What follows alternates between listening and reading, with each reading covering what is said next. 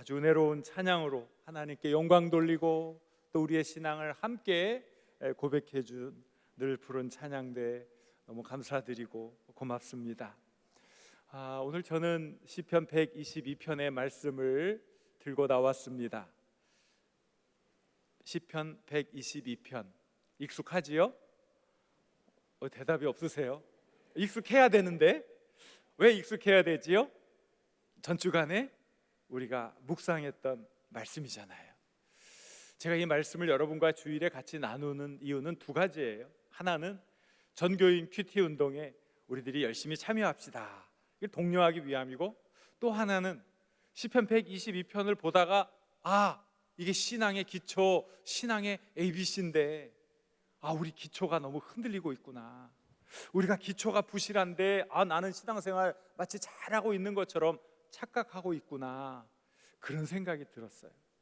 기초가 부실하면 그 건물이 높이 올라갈 수도 없고 어느 순간에 우르르 무너져 버리고 말지요. 우리의 인생도 마찬가지죠. 우리의 신앙과 우리의 인격과 성실한 삶이 없으면 외향적으로는 잘 나가는 것 같은데 어느 순간 우르르 무너져 버리고 말지 않습니까?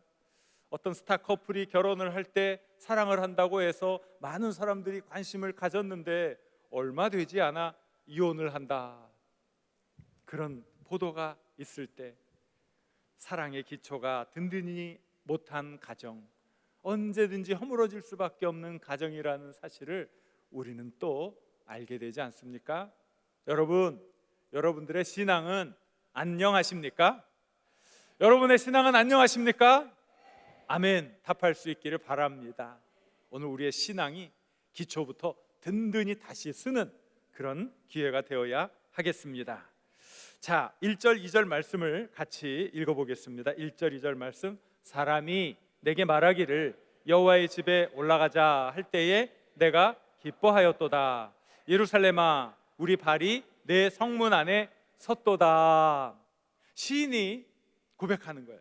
여러 사람들이 예루살렘에 올라가자, 이 얘기를 들었을 때 어떻게 했다고요? 기뻐했다고 그랬어요. 기뻐했다고.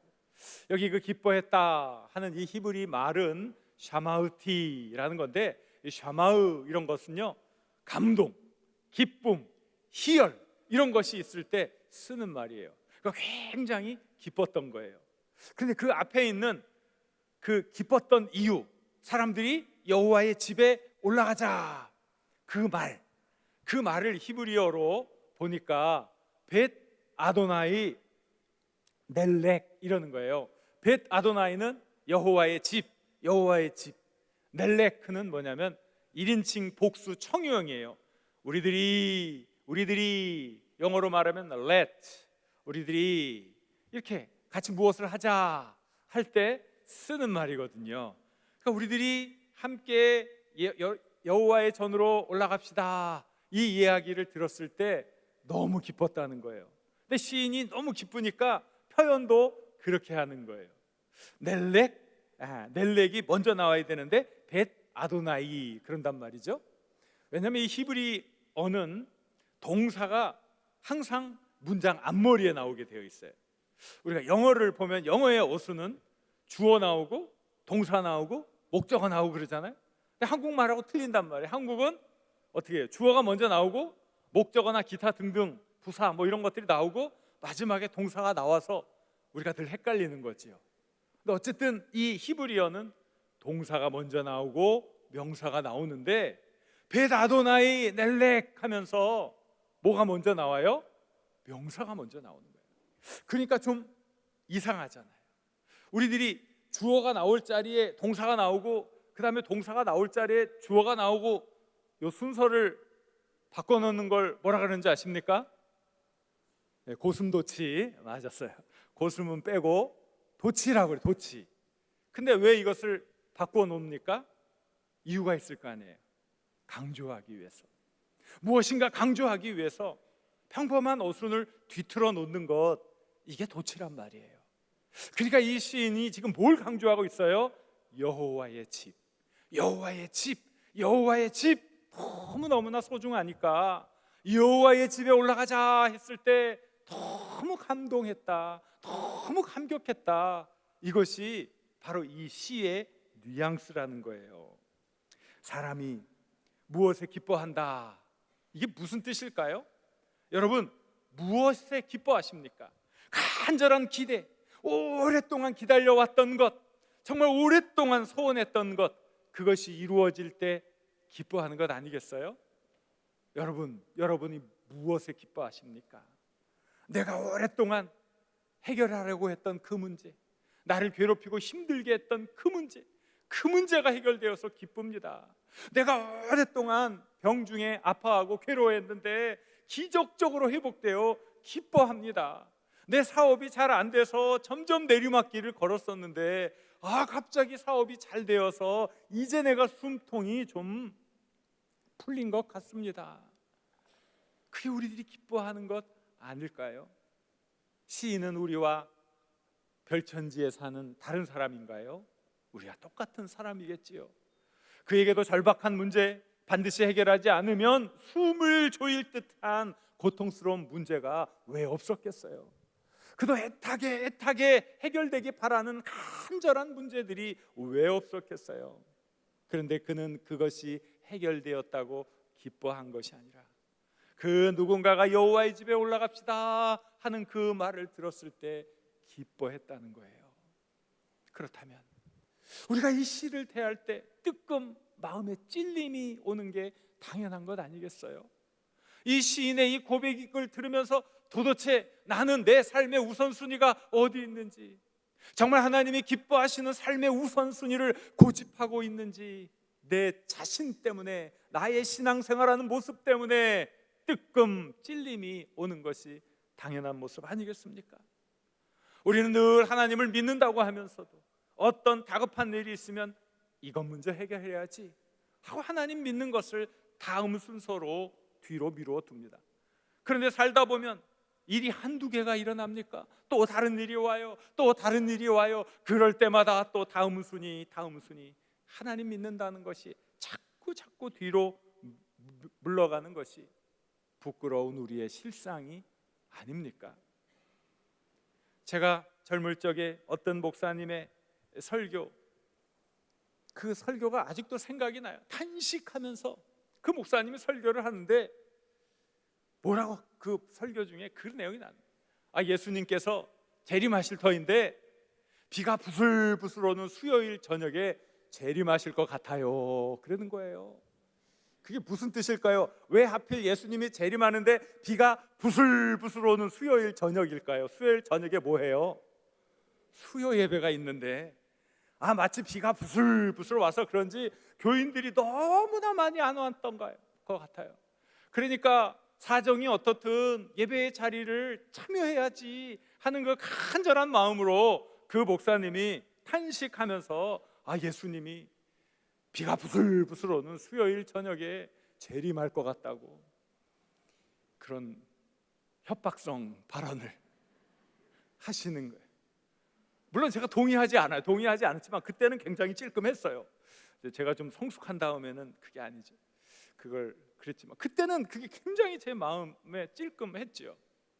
왜냐하면 우리를 사랑하셔서 하나뿐인 목숨을 버리신 예수님께서 우리들 망신 주시려고 구태여 그날 오시겠습니까? 그런 것 같지는 않아요. 그런데 더 깊이 생각해 보게 됩니다. 사실 이런 이유, 저런 이유를 따져보면 교회 오지 않을 이유는 1000가지도 10,000가지도 더 되는 것 아닙니까? 이런저런 이유 때문에 교회를 찾지 않고 예배의 자리를 찾지 않는 자를 진정한 신앙인이라고 할 수 있겠습니까? 사실 신앙은 양자 택일의 결단을 요구하는 거예요. 예수님이 그러셨어요. 한 사람이 두 주인을 섬길 수 없다. 하나님이든 재물이든 하나만 섬길 수 있다. 이 말씀을 하시면서 예수님이 그 말씀 사이에 아주 중요한 뼈 있는 한마디를 하셨어요. 그 한마디가 뭔지 아십니까? 내 보물이 있는 그곳에 내 마음도 있느니라. 우리의 보물이 있는 곳에 마음이 있는데 그 보물이 무엇일까요? 절박한 문제, 이 문제 해결해야 우리 가정이 사는데 그게 내 보물인 거예요. 자녀들이 앞길이 잘 안 풀리는데 이 자녀들이 좀 건강하고 또 취업도 잘 되고, 그래야 우리 가정이 좀 형편이 나아질 터인데, 그게 우리의 보물 아닙니까? 무엇이 우리의 보물이에요? 우리를 힘들게 하고 우리를 고통스럽게 하고, 그래서 우리가 목매어 기도하는 그것이 우리의 마음이 가 있는 보물이라는 거예요. 보물. 도대체 우리가 무엇을 바라보고 있습니까? 도대체 여호와의 전을 사모하고 여호와의 전에 올라간다는 것이 무엇을 의미하는 것입니까?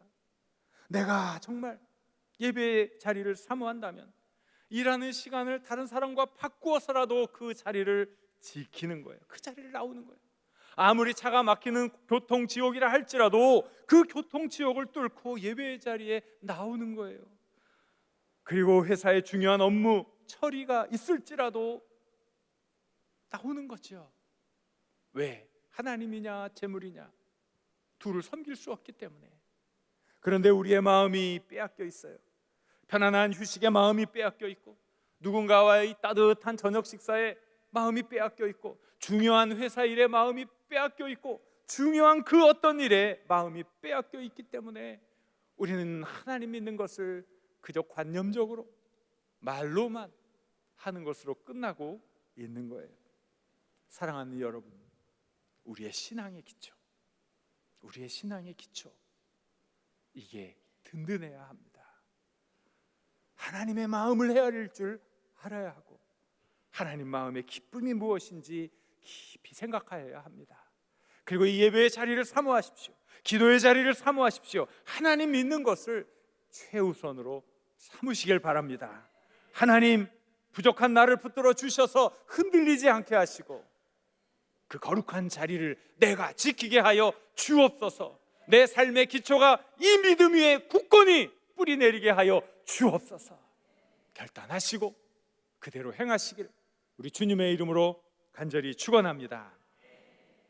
그 다음에 시인은 예루살렘을 향해 이렇게 이야기하는 거예요.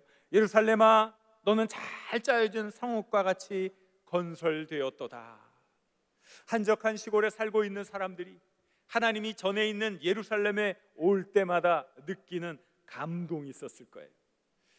많은 건물들, 고층 빌딩들이 쫙 들어서 있는 그 모습, 시골 사람들이 서울 대도시에 왔을 때 느끼는 어떤 그런 위압감도 느꼈을지 몰라요.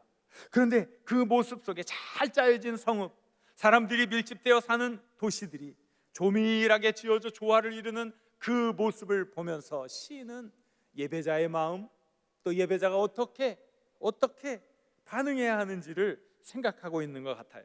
그래서 우리 4절을 연결해서 볼 필요가 있어요. 4절을 큰 소리로 읽어보겠습니다.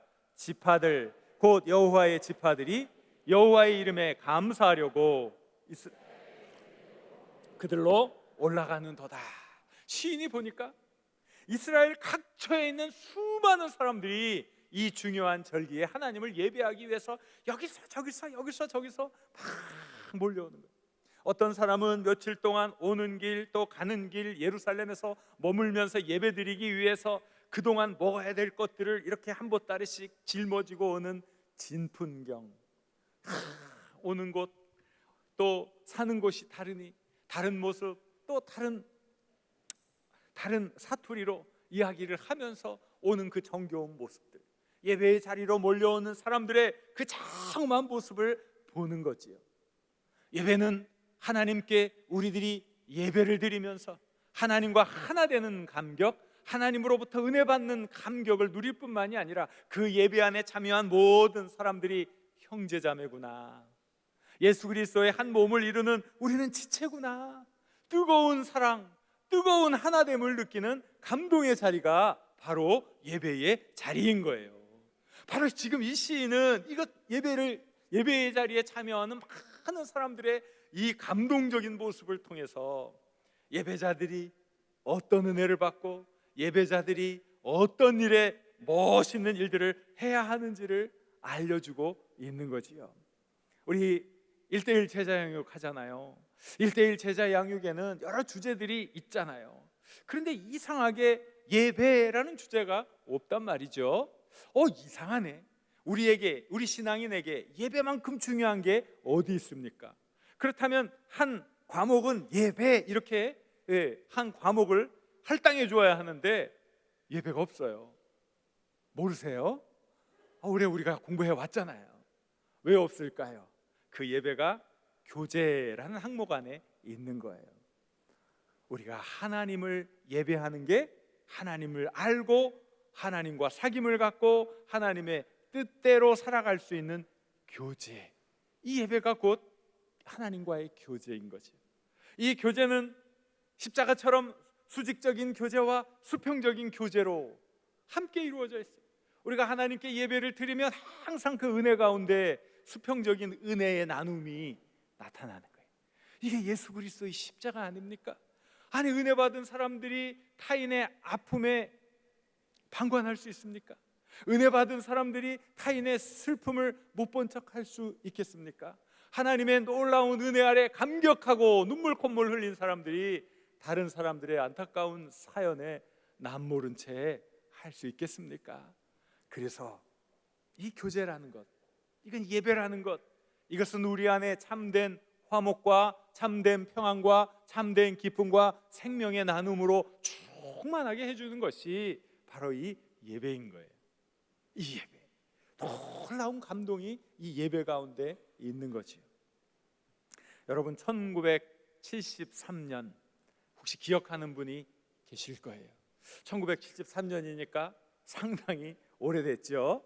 아마 그때 안 태어나신 분들도 있을 거예요. 여기 그때가 무슨 때냐면요, 미국의 빌리 그레함 목사님이라는 분이 우리나라에 오셔서 여의도에서 부흥 집회를 했던 때였어요.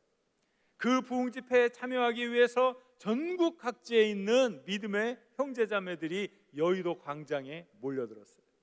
그때 얼마나 모였을까요? 100만이라는 얘기가 있어요. 100만. 그 당시에 어마어마한 숫자, 정말 놀라운 일이죠. 제가 그때 초등학생이었던 것 같아요. 저희 아버님의 손을 붙들고 여의도 그 복음 잔치를 하는 그 집회에 참여했던 기억이 있어요. 근데 제가 굉장히 영특하잖아요. 기억력이 굉장히 좋잖아요. 그런데 빌리 그레함 목사님이 무슨 말씀을 했는지 하나도 기억이 안 나요. 뭘 했는지도. 뭐 이런 대형 스크린도 없어가지고 그때 가니까 뭐 사람이 까마득한데 저기 저 단에 사람들이 올라가서 뭐라고 말하고 그러는 것 같은데 설교는 하나도 기억이 안 나요. 그런데 제 마음속에 놀라운 감동으로 각인되어 있는 사건, 그게 그 제 마음속에 감동으로 각인되어 있는 사건으로 남아 있어요. 왜 그랬을까요? 와, 거기 모인 사람들이요, 다 전국 각지에서 왔는데 그 사람들이 마치 내 혈육을 오랫동안 떨어져 있던 그 혈육을 만난 것처럼 얼마나 서로 반가워하고 얼마나 서로 위로해주고 격려해주던지 전 깜짝 놀랐어요. 그리고 그 큰 집회가 끝나고 100만 명이나 되는 사람들이 그 여의도 광장을 빠져나가는데 안내 요원들의 그것에 따라 질서 있게 그 사람들이 찬송을 부르는데요, 끊임없이 찬송의 메아리가 이 광장을 메우면서 서로 당신이 먼저 가십시오 하면서 질서정연하게 그 광장을 수시간 동안 빠져나갔던 그 모습, 그 감동, 그 감격. 이야, 이게 하나님 나라구나. 이게 예수 믿는 사람들, 예배들을 드린 사람들의 모습이구나.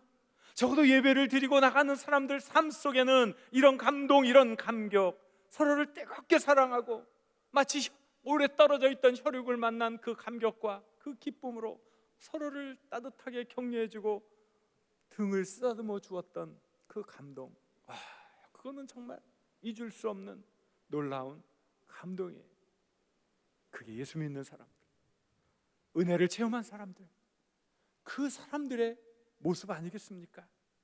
요즘 우리 사회를 보십시오. 얼마나 참담합니까? 이전보다 더 극심한 분열과 다툼으로 갈라질 대로 갈라져 있어요. 총과 칼만 들지 않았지 분노와 미움으로 무장하여 서로를 잡아먹을 듯 싸우고 있습니다. 이렇게 우리들이 내부에서 싸우면 나라 망하는 거 순식간 아닙니까? 안타까워해야지요. 고통의 눈물을 흘리며 금식 기도라도 해야 되는 것 아니겠습니까? 왜 이 시대에 우리를 예수 믿는 자로, 예배자로 하나님이 세우셨습니까? 예배드린 자가 하나님과의 화목을 통해 사람들과 화목을 이루었으니 이제 화목의 일들을 하기 위해서 하나님이 우리를 세우신 것 아니겠어요? 왜 우리 그리스도인들이 이곳에서 살아가야 합니까? 화목하라고, 예배드리고 받은 은혜를 많은 이들에게 나누어 주라고 하나님께서 우리를 이 땅에 살게 하신 것 아니겠어요? 그래서 우리가 참된 예배자라면 이제 내 주장을 높이기 전에 조화를 위해 먼저 해야 될 것이 무엇인지, 주님의 마음이 무엇인지 헤아려야 할 것입니다. 내 소리를 높이기 전에 상대의 목소리에 먼저 주의하는 마음이 있어야 하겠습니다. 우리가 화해의 중재자, 은혜를 나누어 주는 중재자가 되어야 할 것입니다. 사랑하는 여러분, 우리가 생명의 은혜를 받았다면 이 생명을 나누어 준 이 거룩한 일에 앞장서야 돼요. 여러분들이 평화를 전하는 자요, 바로 여러분들이 화해의 중재자이십니다. 사랑을 나누어 주십시오. 은혜를 나누어 주십시오. 그리고 긍휼함으로 모든 이들을 품어 안아 줄 수 있기를 바랍니다. 여러분의 사랑과 헌신이 다툼을 화해로 바꾸어 줄 것입니다. 또 시인은 계속해서 노래합니다. 6절과 7절 말씀 같이 읽겠습니다. 예루살렘을 위하여 평안을 구하라. 예루살렘을 사랑하는 자는 형통하리로다.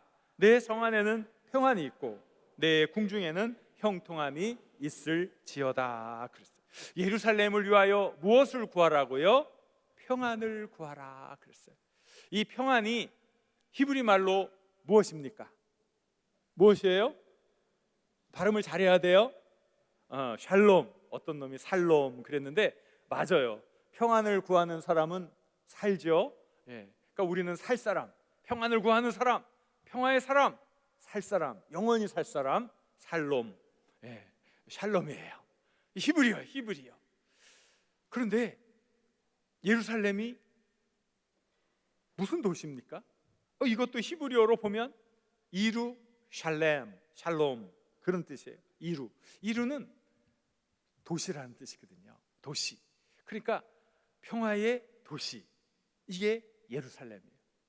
근데 이 평화의 도시에게 평안을 빌어주라는 거예요. 평안을 구하라는 거예요. 예루살렘은 그들의 공동체, 나라를 의미하기도 하죠.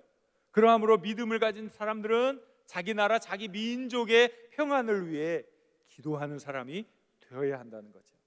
나는 신앙인이라 신앙밖에 몰라요. 그건 잘못된 거예요. 그래서 우리 믿음의 선조들은 비록 기독교 역사가 이 땅에 전래된 지 오래되지 않았지만 믿음을 가졌던 우리 믿음의 선조들은 나라 사랑에 항상 앞장섰어요. 그리고 독립운동에도 최선을 다했어요. 그리고 그것 때문에 숱한 핍박을 받기도 했습니다. 왜 그래요?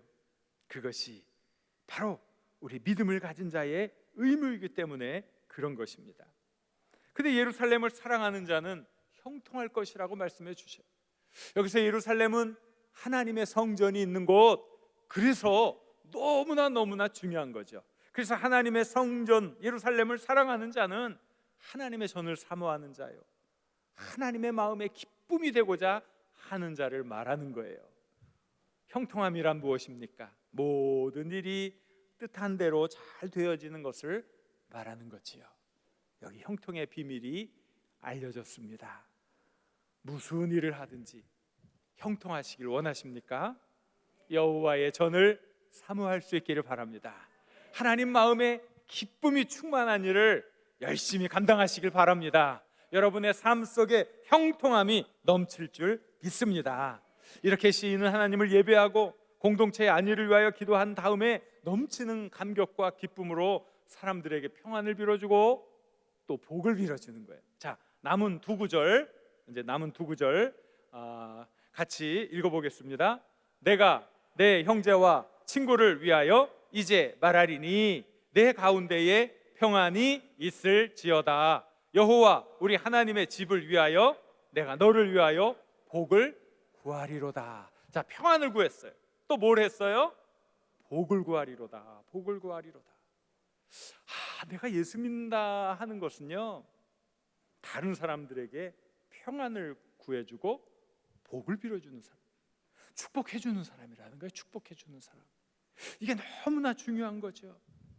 싸움의 어느 한편의 당사자가 되어서 주먹을 들고 성대를 돋우어 공격하는 사람이 아니라 그 모든 이들에게 평안을 빌어주고 복을 빌어주는 사람, 바로 그것이 하나님의 사람, 예배자라는 사실을 우리가 깨달아야 돼요. 이게 우리 신앙의 기본적인 상식이 되어야 하는 거예요. 하나님께서 믿음의 조상들을 선택하셨어요. 그들에게 큰 복을 주셨지요. 그런데 그들에게 큰 복을 주신 중요한 이유가 또 달리 있는 거예요. 창세기 28장에 보면 야곱의 이야기가 나옵니다. 야곱은요, 어떤 사람이에요? 야곱이잖아요. 야바위꾼, 야비한 사람 야곱, 그죠? 야바위꾼, 야비한 사람 야곱, 통하잖아요. 왜? 형이 배고플 때 당연히 형제로서 죽이 아니라 그 이상도 아낌없이 줘야 되는데, 형 배고프지 이 팥죽 맛있는데 형의 장자권을 나한테 팔지 그래. 나쁜 짓을 했어요. 이런 나쁜 사람이 있나? 그뿐만이 아니라 아버지가 늙어 눈이 어둡고 분별력이 떨어지니까 형처럼 분장해가지고 내가 에서인이 나에게 복을 주십시오 해가지고 아버지를 속이고 형에게 돌아갈 축복을 그만 가로채고 말았어요. 아버지도 속이고 결국 형도 속이고, 이런 사람을 세 글자로 뭐라 그래요? 사기꾼이라 그러잖아요. 나쁜 놈은 아니고요. 나쁜 사람이에요. 나쁜 인간. 그래서 너무나 형이 화가 났잖아요. 내가 이놈 죽이지 않고는 못 먹일 것 같아. 그 얘기가 어머니 귀에 들어가서 어머니가 야 빨리 도망가라, 그렇지 않으면 내가 죽겠다 야. 그래서 그냥 허겁지겁 막 도망 나온 거예요. 그리고 베델이라는 곳, 낯선 곳에 이르러 처량하게 밤새 새우잠을 자는 거예요. 그러면 우리는 뭐라 그래요? 유식하게 네 글자로. 자꾸 이렇게 어려운 질문을 하니까 여러분이 헷갈릴 텐데, 자업자득이다 이놈아. 네가 잘못하고 네가 그렇게 벌어들였으니까 쌤통이다 이놈아. 그게 맞는 거 아니에요? 자업자득이잖아요. 나쁜 짓 하고 속이고 부모 자식 간에 갈등 일으키고 그리고 도망와서 새우잠 자는 놈, 그래서 되겠냐? 그래야 되잖아요. 그런데 그 밤에 하나님이 나타나 그에게 큰 복을 주시는, 큰 복을 약속해 주시는 거예요. 그런데 그 복에 그 중요한 대목이 하나 있는 거예요. 그게 뭔지 아십니까? 땅의 모든 족속이 너와 내 자손으로 말미암아 복을 받으리라. 부족하고 야비한 야곱이지만 그에게 복을 주시는 중요한 이유 가운데 하나가, 그를 통해 많은 이들이 복을 받아야 하기 때문에 그에게 복을 주셨다는 거예요. 나를 보면 너무나 부끄러워. 나를 보면 자랑할 것도 없어. 나를 보면 늘 쓰러지고 무너져 그저 내가 무엇 할까 자책할 수밖에 없는 나의 초라한 모습이에요. 그런데 하나님이 죄인의 괴수와 같은 나를 지명하여 부르시면서, 야, 너를 통해 많은 사람이 복을 받아야 하지 않니? 그래서 부족한 너를 내가 선택한 거란다. 그게 하나님의 마음인 거예요. 그래서 우리가 하나님 앞에 예배드리고 하나님의 은혜 아래 거하며 살아간다는 것은 그 큰 은혜 아래 이 복을 나누어 줘야지, 이 은혜를 나누어 줘야 되지. 하나님이 부족한 나를 선택하신 이유, 하나님이 죄인 중에 괴수인 나를 사랑하시고 나를 이 귀한 일에 사용하시는구나, 그것을 우리가 알아야 하는 거죠. 사랑하는 여러분, 여러분은 하나님이 찾으시는 예배자인 줄 믿습니다.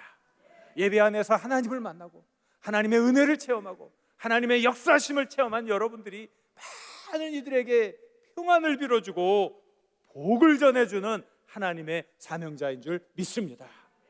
시편 122편의 시, 비록 짧은 시지만 이 시에는 신앙의 기초, 신앙의 ABC가 담겨 있어요. 무엇보다도 우리는 하나님, 오직 주님, 그 주님을 사모하는 자가 되어야 한다고 다시 소리 높여 외치고 있습니다. 사랑하는 여러분, 무엇보다도 우리 주님만 붙잡을 수 있기를 바랍니다.